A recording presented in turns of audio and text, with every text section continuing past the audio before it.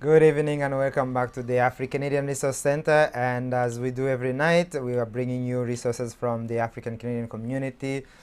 Today, we are mostly going to look back at some of the um, in terms of resources, we have forgotten to look at books or look at some of our scholars in the community that have also left us a lot of work. And in this case, the person that we're going to bring you is not somebody this is a person that's still with us.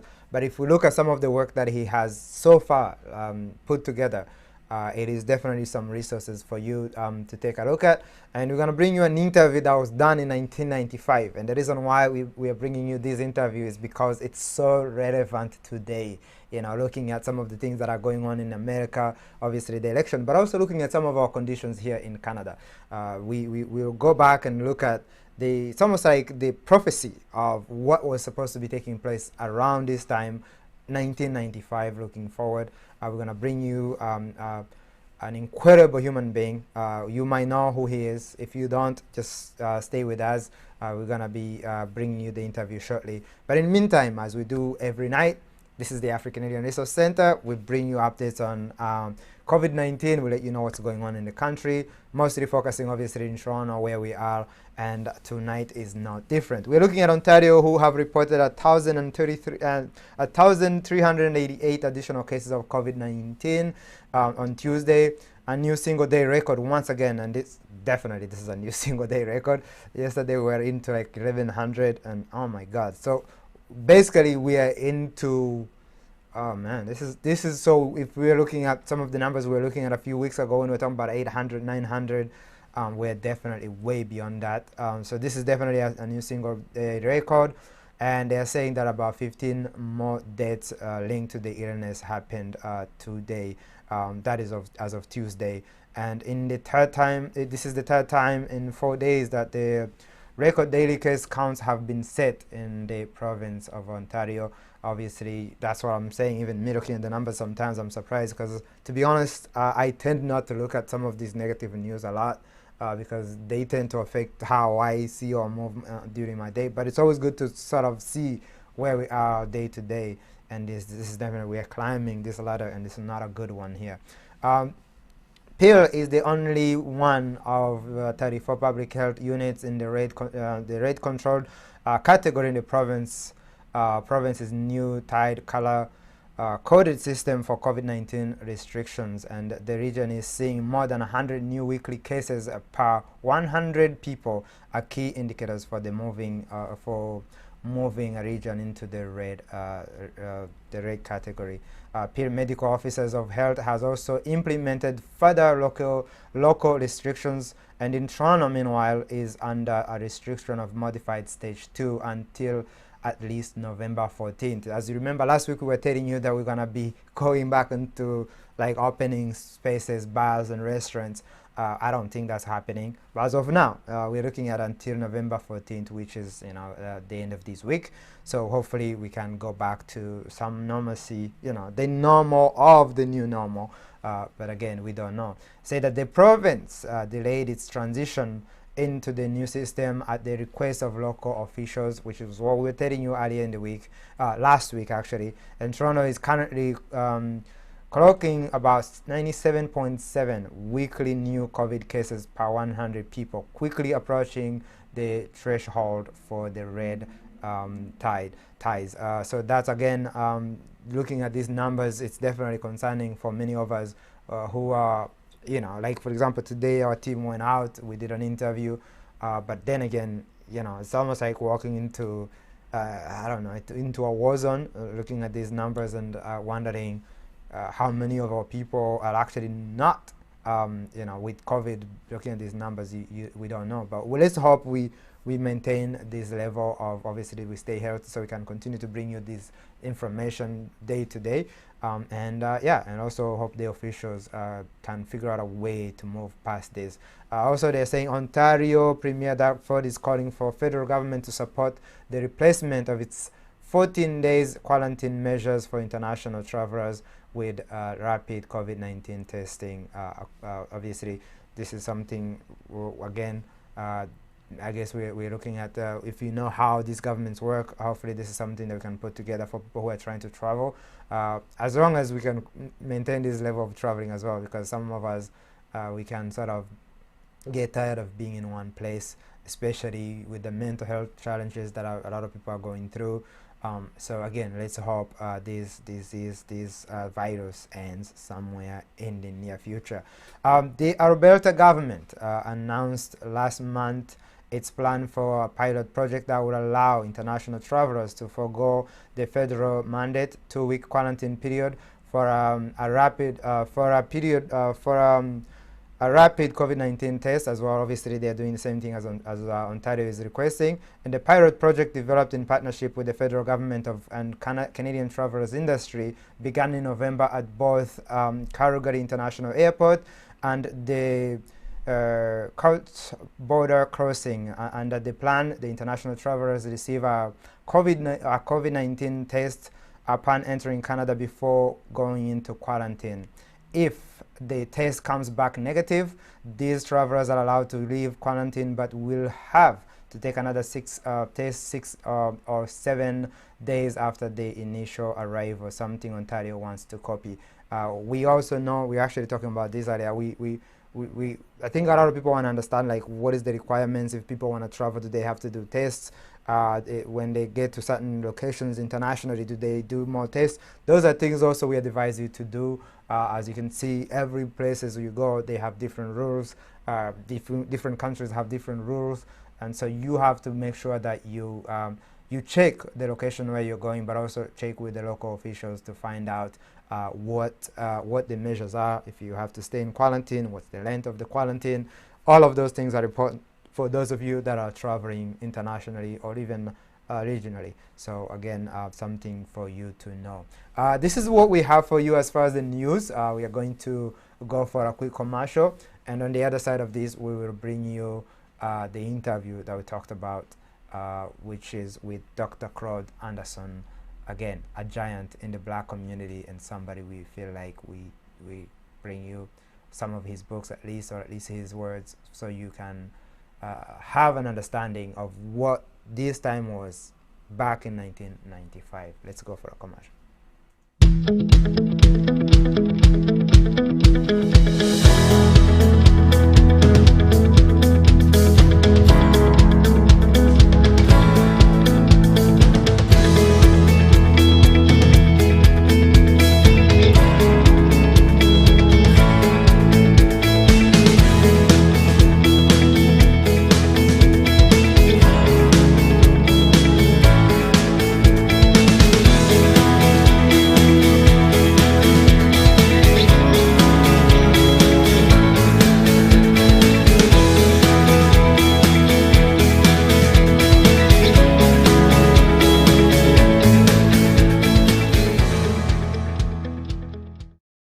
A message from the Government of Canada.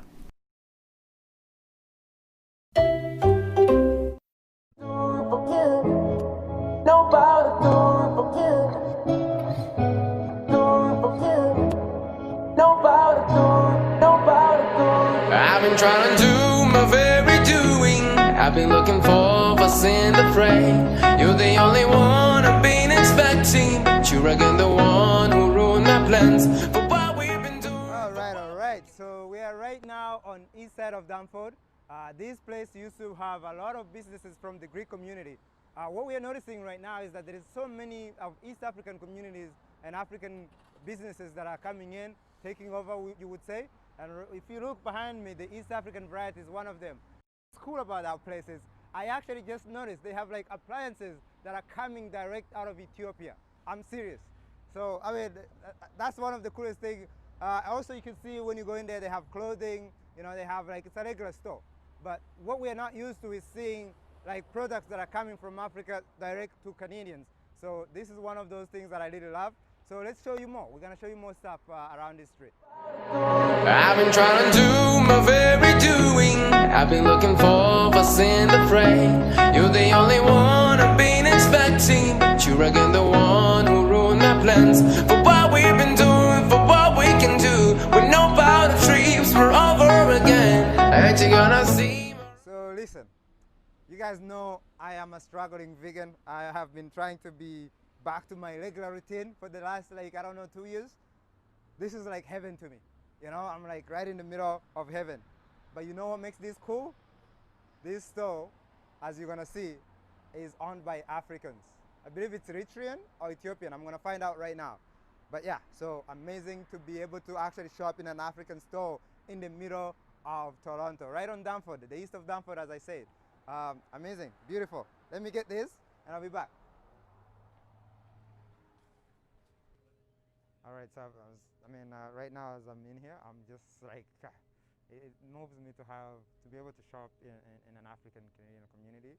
So this is incredible, and we are really going to highlight this. We're actually going to come back here and give you more story about this place, and hopefully we can, generate more of the desire for everyone else to do what this community is doing here. So beautiful place, vegan, vegetables, anything you want is right here, and yeah, appreciate it.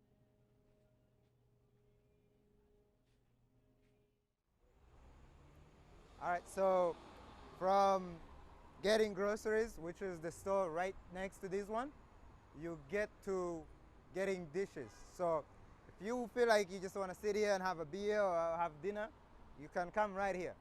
The next store, you can buy anything you want and go home and make your own dish. Why am I saying this? That's because both of these different stores are owned by Africans, specifically East African. This is an Ethiopian store. The next one is Eritrean. You know how cool that is in Toronto? And it's not just these two. I've just shown you another one. Almost the entire street is filled with African businesses. And that's really what we're seeing. We're seeing more development of different African organizations, businesses. And, it's amazing. We want to continue covering this, as we say. And so being able to see this, though, is very, it's one of those things where you hope for this kind of stuff, but now we're starting to see it. So it's not always going to be like negative news. There is an incredible success that is taking place within the African community. And what do you know? The Abyssinian restaurant is one of them.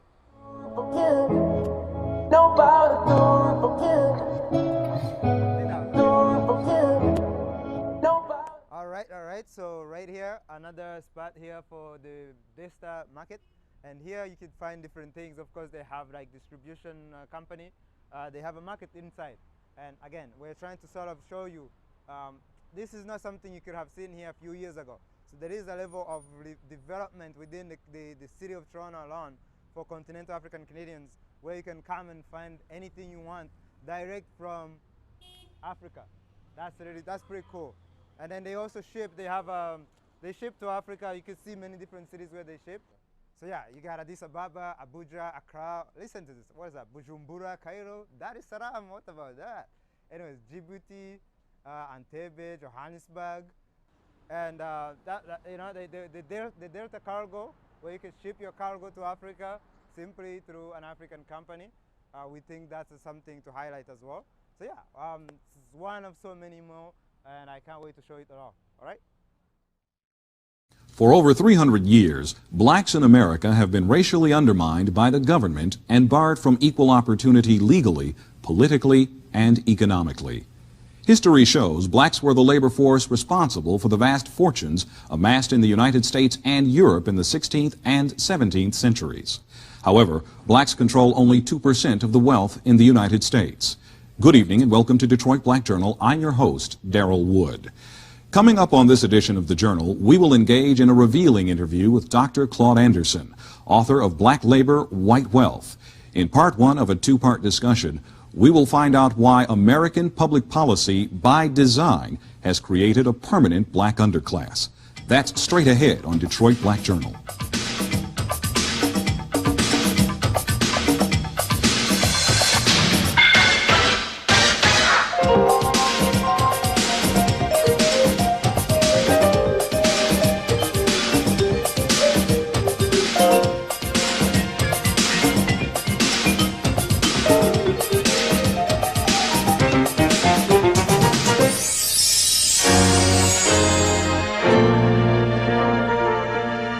Thanks for joining me on this edition of the Journal.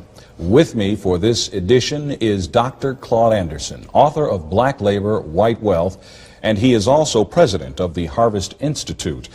Dr. Anderson, thank you for joining us on this edition of the Journal. Well, Darrell, thank you for having me here. The Harvest Institute is a black think tank that has as its goal the reforming of American public policy as it relates to blacks. That's correct. What we want to do is get about the business for the first time in the history of this nation, design a policy that is strictly devoted to the economic and social reform of black America by giving them a national plan that would be proactive in resolving some of the major impediments and conflicts and developing broad racial strategies for dealing with white racism in this country. A major thrust in that direction is the release of your new text, Black Labor, White Wealth. That book is incredible in the respect that it destroys myths, long-held fallacies, lies, and illuminates history and factuality as it relates to the black condition in America. And by that, more specifically, the institutionalization of racism is exposed for what it really is in American society. You kick over some sacred cows in this book, don't you? Yes, I do. And that was my primary purpose. What I wanted to do, Darrell, in writing that book was two things. First of all, I wanted to send out a wake-up call to black America. And secondly, I want to prove three things. First of all, is that are blacks in the predicament that we're in, and have we been in this predicament for 400 years because what's been told us, first of all, that it was by divine decree, or that it was genetically inherited, or was it really social engineering? And I went back and found out that it's primarily social engineering. That black folk in the predicament they're in because of social engineering. And what's happened to us all this time, Darrell, is that we've got locked into the lowest status of a no-win monopoly game. That means that we've had wealth in this country redistributed or maldistributed based on skin color going from the lightest to the darkest, lightest, yellow, brown, black. And the wealth has been skewed. So what happens in this country now is you got the white society controlling almost 100% of all the income, the wealth, the resources, the business, the corporations, the privileges, and all levels of government.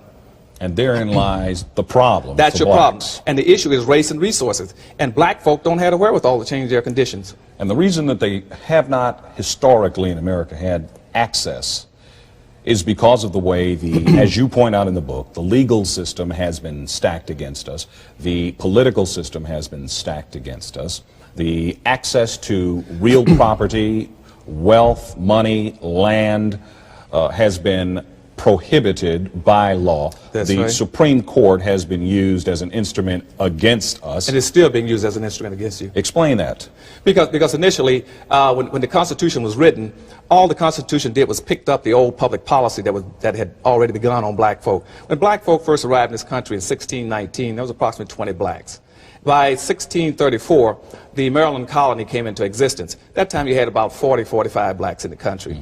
By 1638, something very profound happened, Darrell, that every black person in this country needs to understand. Something very, very profound.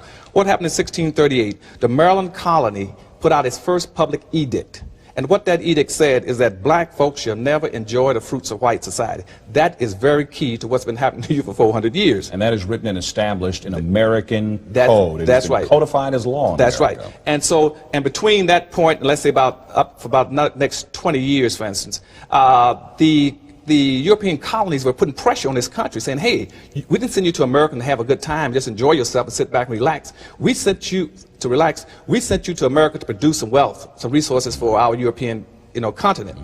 And most of the colonies were sending letters back saying, hey, we can't do anything in this country. We don't have the wherewithal. It would take us a lifetime to clear the forest, to move the bricks, to get rid of the snakes and rocks. And we need a labor force to do it. And at that point in time, the white society knew they had a need. So what happened, they brought together a very strong sense of community around that need and said, we got to find a way of resolving that problem. And they looked back at that public edict was put out in Maryland in 1638, which says black folks should never enjoy the fruits of white society, and they expanded it. Right. So by 1664, 1665, every colony in the United States enacted a slave law that says black folks shall now constitute a subordinated, excluded, uncompensated, non-competitive, managed workforce for the personal comfort and wealth building of white society. And that became your public policy that remained in existence up until recent times. Why isn't that taught in public education now? Why don't we know that? Because what happened immediately after that, all the institutions jumped in and all the nations in this country jumped in to justify slavery, enslaving the black folk.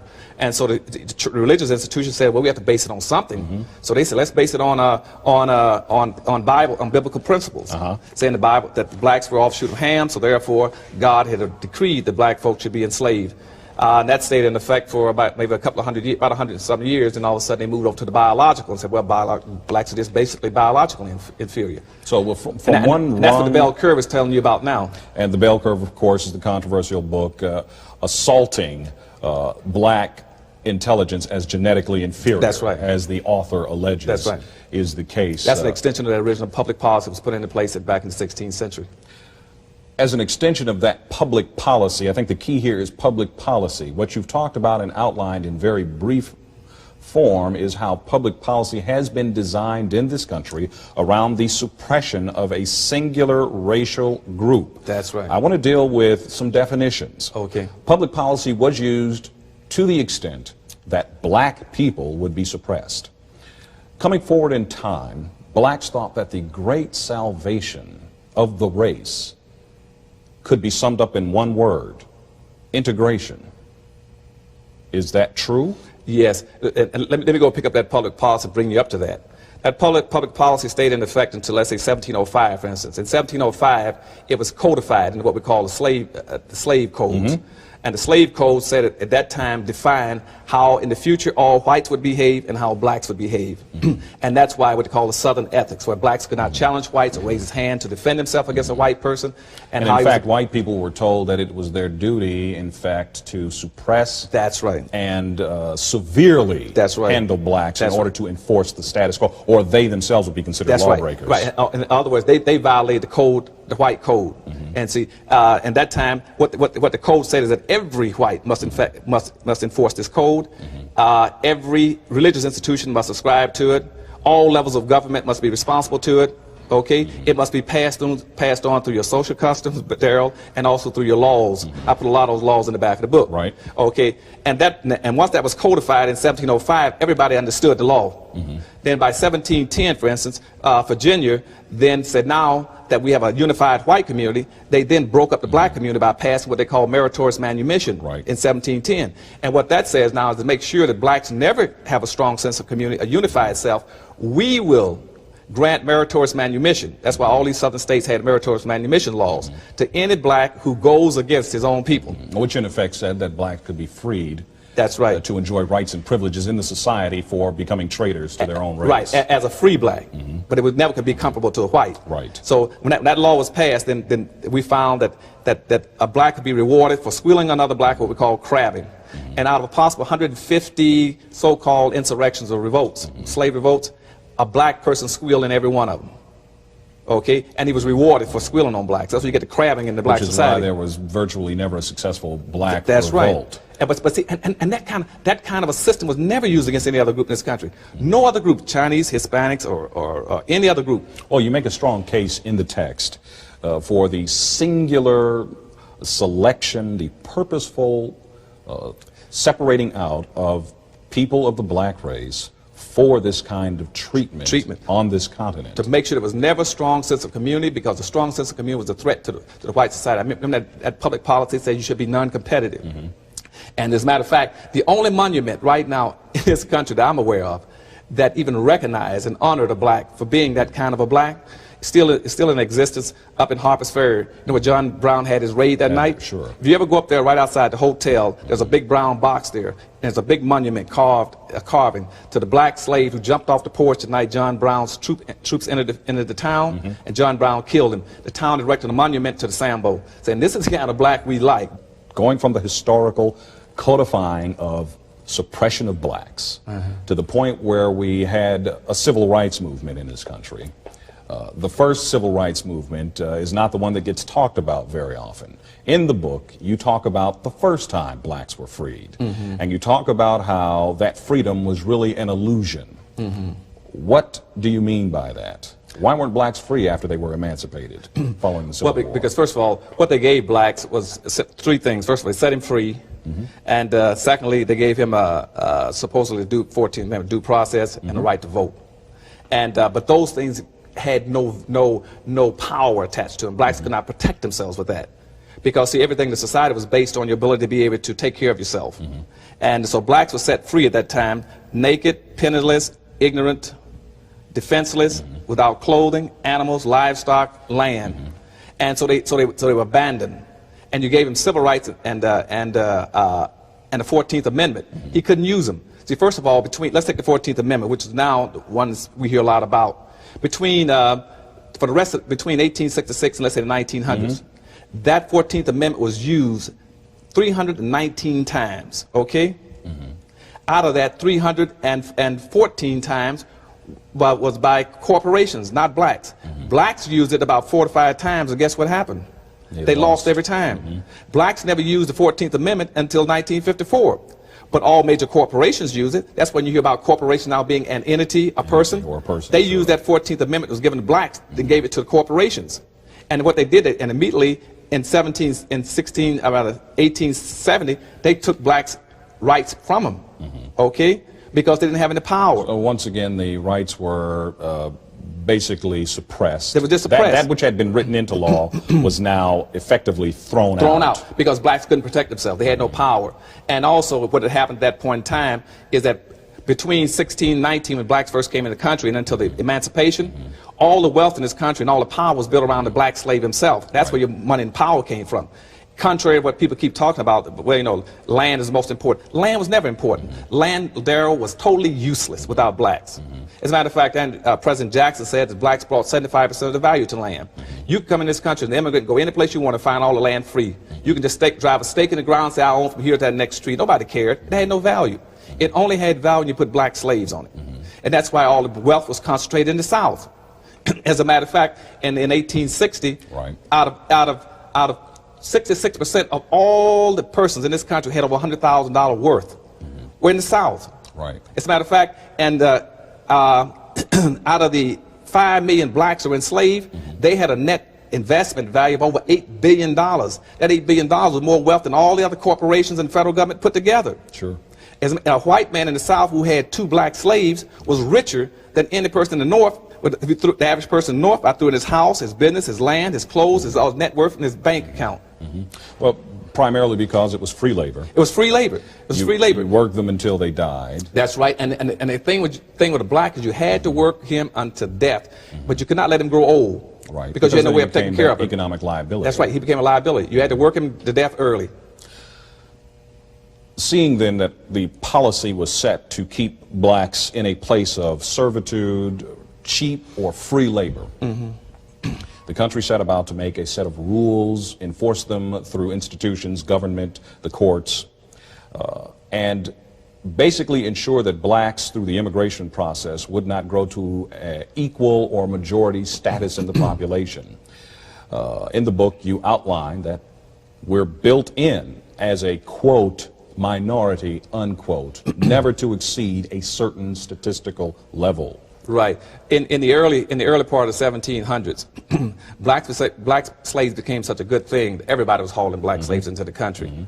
And from Africa, they shipped approximately, from most of the research I can get, somewhere between 35 and 50 million blacks out of Africa. Over 2/3 of those died en route and in capture. But in this country, the black slave population, let's say, hit its peak about the 1750s. We had over 34% of the general population of this country was black at that time. That scared this country to death. They found out that the number reached that high. And in the southern states like Mississippi, Alabama, South Carolina, and Georgia, the population of blacks had gone somewhere between 55 and 60%.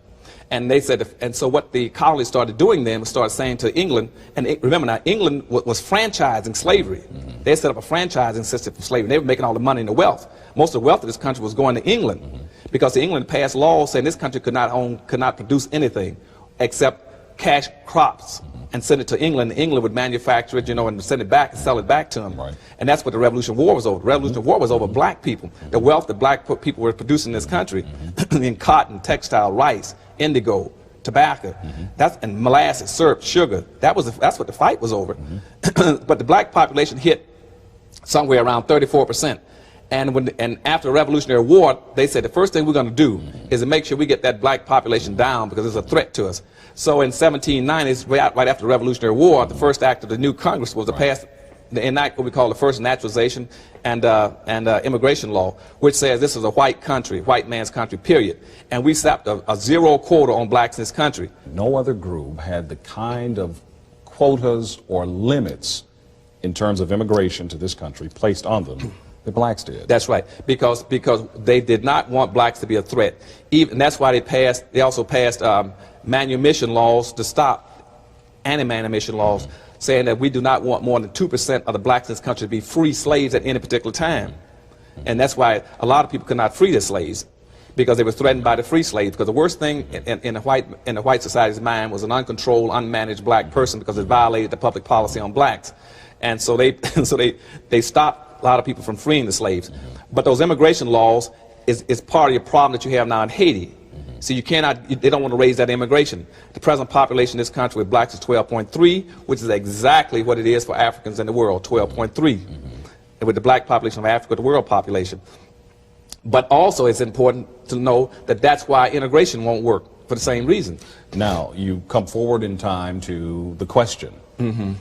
Now, the book spends a lot of time outlining the historical problems facing blacks. Spends a lot of time talking about what's wrong for blacks in America, as well as what's wrong with blacks in America. Lest people think that this is strictly a history lesson, let me rush in to say that the book is filled with exposition on solution-oriented plans and strategies for turning this situation around. It doesn't necessarily call for violent overthrow of the government either. No, we don't do that. It is not. And let me ask you this question. It's not an assertion of socialistic or communistic principles, is it? No, no. See, the basis of the book is saying that black people's future is in their past. You have to understand it. And secondly, from my perspective, see, I've never had any inclinations towards socialism, nationalism, any other ism. My only ism is blackism in this perspective, that I want black folk. I see myself as an empowerment pragmatist, saying how do we get from where we need to go as quickly as possible to save ourselves from becoming a permanent underclass in this country by the year 2013. And one of the ways that you say will not work is integration. Okay, integration won't. Black people think that integration is the way to go, and white folk have thought forever. Liberal white folk have thought that integration is the way to go. Oh, sure. If I was white too, because I really got you boxed in now. See, because that public policy, let me go back to that public policy again. At the turn of the century, that public policy was picked up by our organization, NAACP and Urban League. They saw it and they said, now we're going to come into existence and try to help black folk. What can we do? They were only permitted to help black folk in the context of the public policy. The public policy said blacks shall be a managed labor force.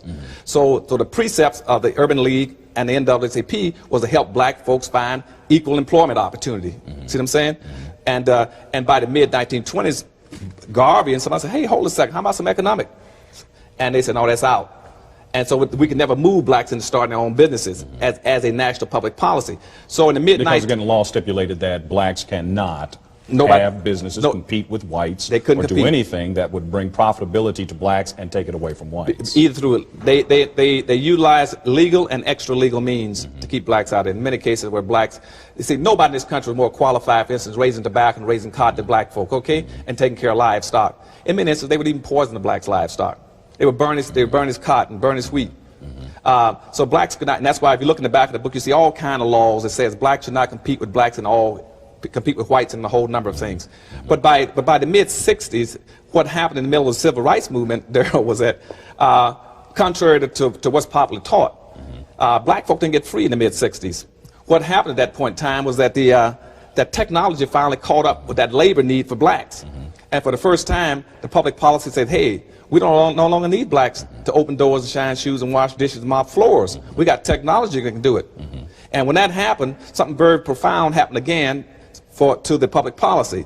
And what they had to do then was say, the white society said, aha, now we've got to change this public policy. So what they said is that now that we no longer need blacks, what we have to do is go into a new period called benign neglect, okay, or callous indifference, or out of sight, out of mind. So then they said, so Monahan came up with a policy by the late 60s saying, or early 70s saying, it's time for us to move from focusing on black folk to focus on Indians, Hispanics, and women. But they also said what we must do in our new public policy is, first of all, make sure that all of our public policies at every level show express no guilt for what has happened to black folk. Point one is pivotally important. Point two is that we show no responsibility or obligation to help blacks in any manner. Okay? Which means affirmative action and anything else.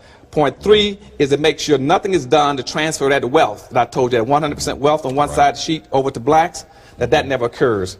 And that is what we've been locked into from the mid-60s up to today. But once again, the civil rights movement focused on integration. The civil rights movement said if we can move into their neighborhoods, if we can go to schools with them, if we can sit at the same lunch counters with them, then we'll make the breakthroughs we need to make to end this codified evil called racism. Because we had been pursuing, since that original mandate in 1638 excluded us, saying black folks should never enjoy the fruits of white society, that's been locked in our mind to enjoy the fruits of white society. So we want to integrate. But nobody else in this country ever wanted to integrate. What they want to do is assimilate. They've always had the option to assimilate by the second generation. The difference being? The difference being that they can move in and blend in. They can intermarry and blend in, and by the second generation you can't tell who's who. Or they can have the option of setting up a little Haiti, or a little Havana, or a little Cuba, or a little whatever you want, or a little Italy. But black folks want to integrate, and integrate killed us for a number of reasons. I'll try to get these points in very quickly.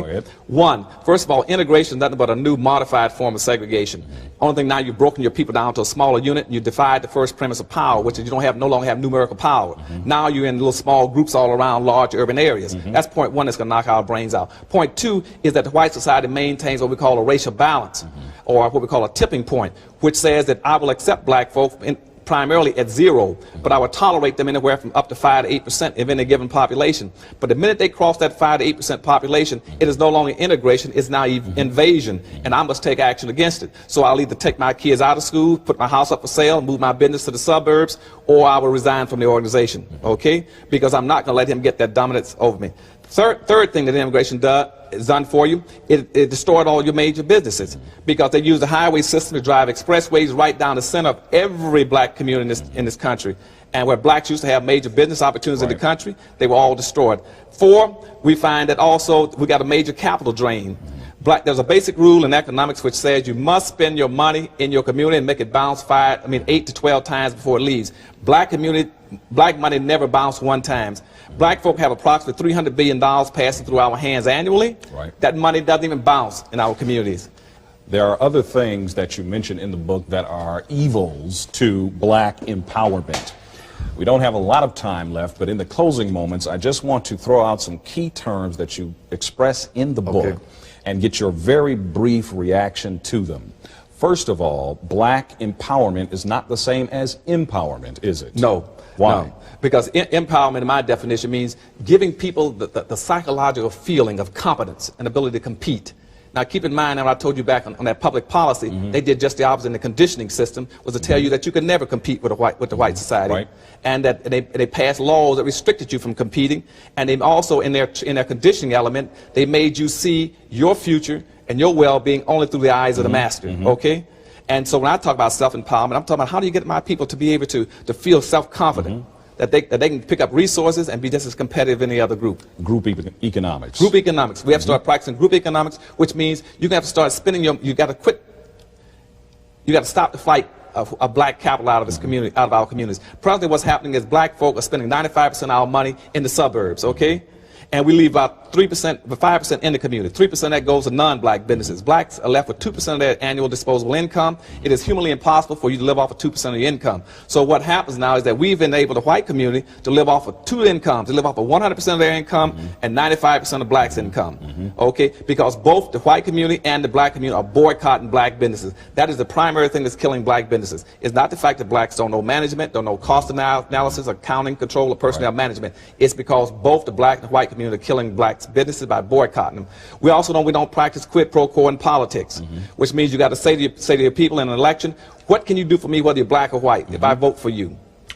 And presently the system is that since black folk are subordinate to and excluded from the system, we can only do what's mainstream. And if they do what's mainstream, nothing's going to happen for black folk.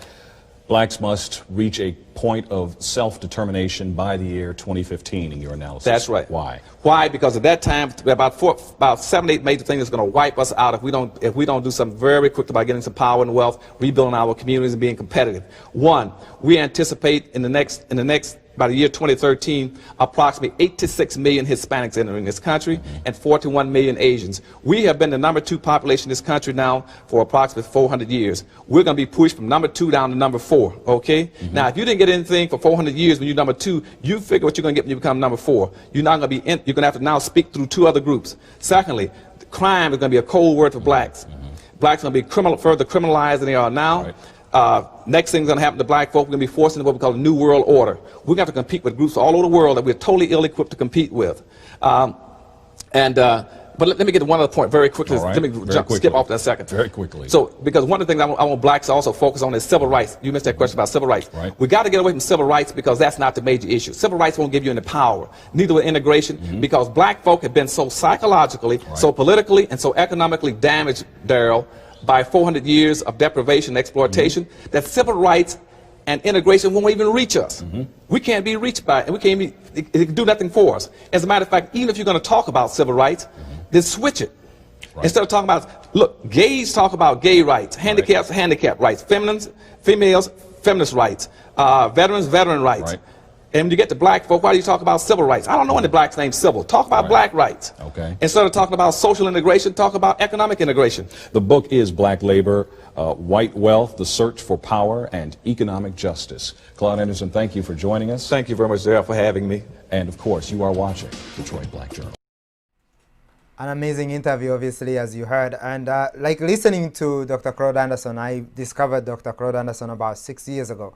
And a lot of what I've been doing for the last 6 years or so, a lot of it is based on his book, the second book, the most recent one, PowerNomics, which he has written a few times. There has been a few additions to that book. And I really, really, really recommend that book if you're interested in building community wealth, black wealth.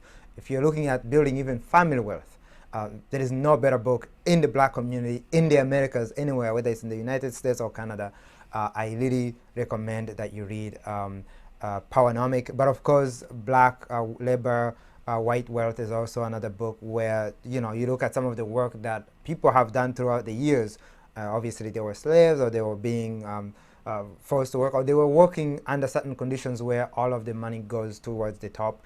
In this case, like if you look at today, obviously it's not necessarily a color thing or a black and white thing, because there's a lot of poor people across the board. But for the black community, it's so obvious, and you can see that it's systemic in the way that it's set up. And so that's why we wanted to share that interview with you, to also show you that really, if you look at from the time 1995, literally from 1995, this is 2020. And we are still looking at the same conditions, at least if not worse, for the black community. Then you know that we have yet so far to go, you know. And also the reason why, the other reason why we wanted to show you the interview with you is obviously we're going through the elections in the States. A lot of people are excited about having, you know, Joe Biden as the president.